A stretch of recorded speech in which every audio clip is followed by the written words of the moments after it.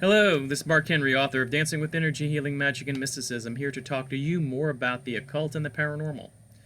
Well, today I'm going to be talking about the Moon card, and that is the card that is in the Rider-Waite deck. It is the 18th card in the series of the 22 of the Major Arcana being the major forces, the larger influences that kind of set the tone for this deck and the particular readings that we do. So I guess the title of this video would be The Moon, Guiding Light in the Darkness.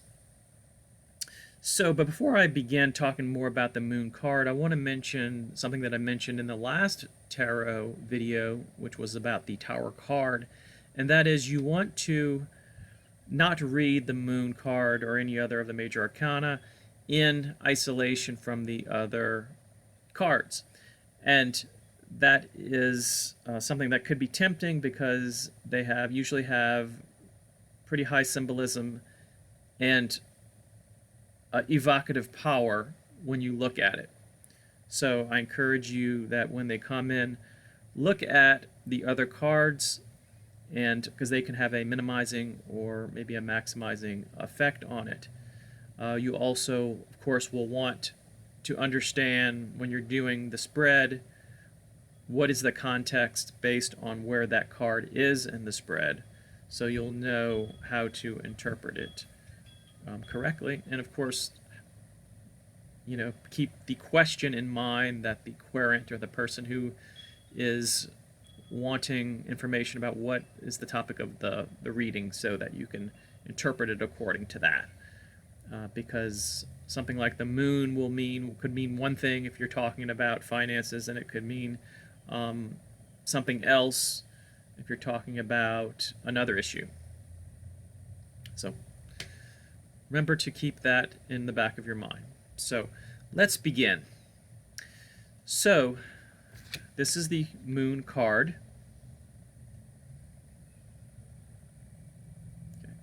As you can see, there is quite a bit going on. I'm going to break it down really slowly. So what you'll see is a strip of land, and you'll see two animals. One is a dog, and another is a wolf. For a while I thought they were two dogs, but you can tell that one of them is different than the other due to the tail. So one is a dog and another one is a wolf. Now, when we look at the symbolism of what that probably means, is that, okay, so dogs, what do they represent? They represent our tamed nature. Dogs are a domesticated animal. They can be trained. They have evolved kind of with us in a way through our journey through life, and they are our friends.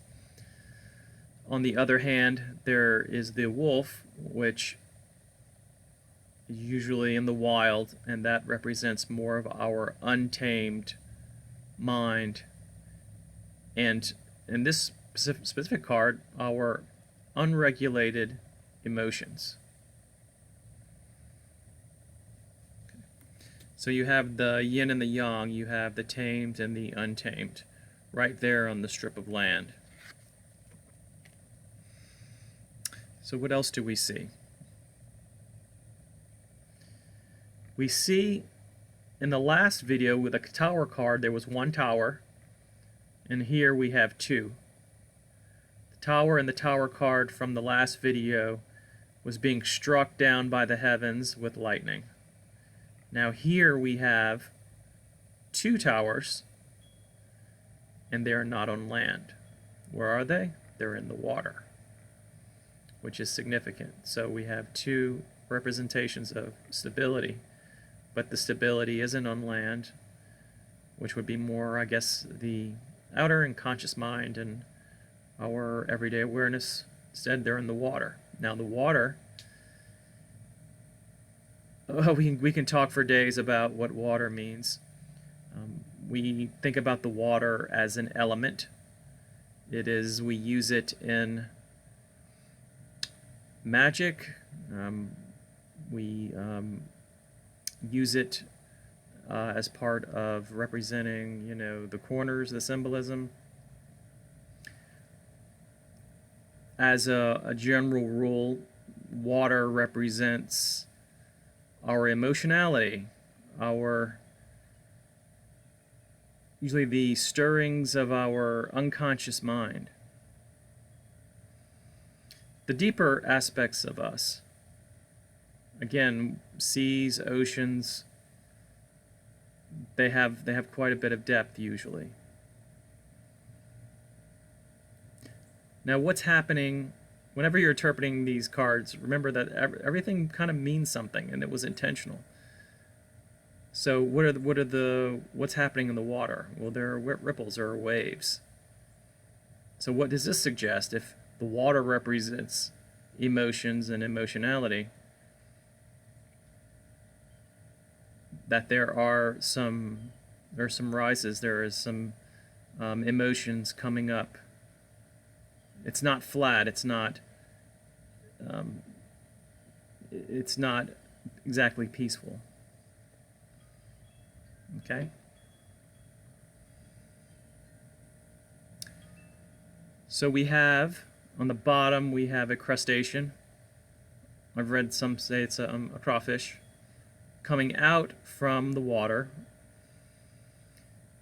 trying to come onto the land and follow that particular path. Now, when I think of this, I think of what evolution says is that we came out of the sea originally and evolved into the Homo sapiens.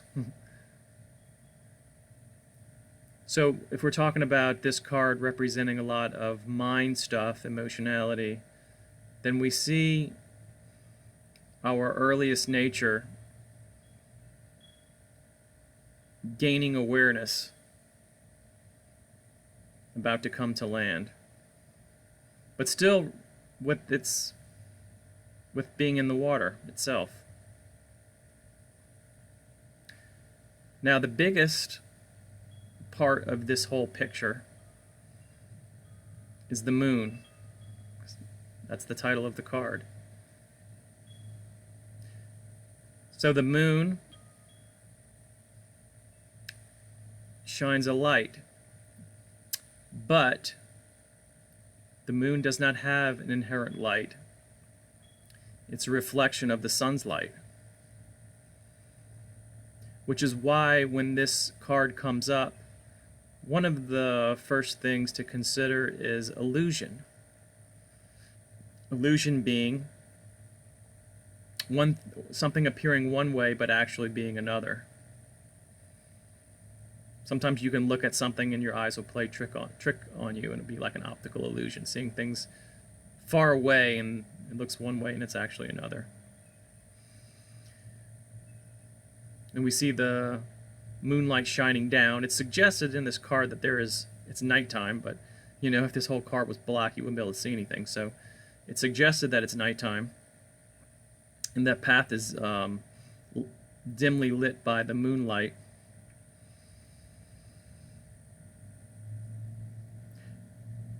Sun representing solar, usually the masculine. Moon representing the feminine, the goddess. Sun god, moon goddess.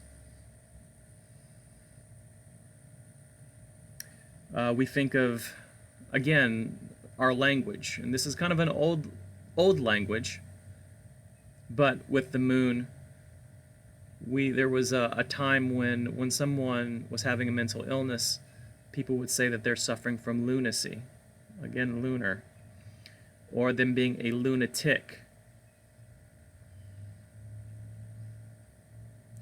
So when looking at the moon, it represents the non-rational, the non-linear, with a slice of chaos.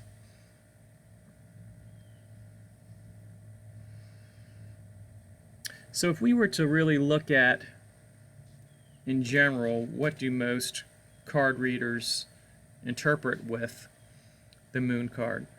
We again will talk about illusion.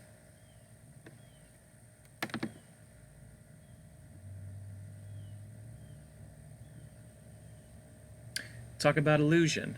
We will talk a little bit about anxiety. Sometimes when we're anxious, our minds will come up with scenarios and things to worry about that aren't necessarily true. Cognitive biases. We will kind of we'll think one thing, weigh the evidence in one way rather than the other. But the moon also can represent intuition. It can be a wisdom coming through from the moon. It isn't always negative. It isn't always a misinterpretation. Especially when the moon card is upright rather than reversed. So reversed, you see that in a spread, then you're going to see a lot of illusion, which was going to include confusion. Someone's not really sure what's real or what's not in a particular situation. Repressed emotions coming out of the unconscious mind. And what do you do with all of this? Let's say that you realize that you're anxious, or if it's upright, or maybe repressed emotions are coming through. First thing is to be aware of it. The card is telling you to look harder at what's going on. That you might need to take another look, you might need to look deeper into the situation. For example, if this was representing some type of question about love or relationship, the moon might be indicating that you have some thoughts or beliefs that are interfering with the way you see the relationship. Or you could be not seeing your partner accurately.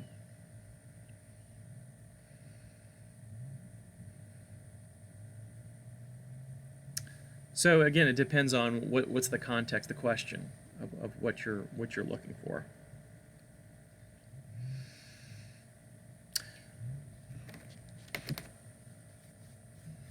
So just talking about the moon kind of can put you in a particular state of mind. I know it does with me.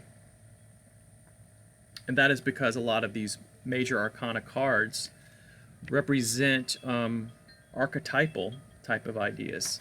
Ideas that have been around for a long time. The moon has always, since our species has been around, has been there with us. We always saw it in the night sky. We always used it to navigate the darkness. And therefore it has a power, a collective power in our collective minds. But guys, I don't want to ramble too much about this, because I could.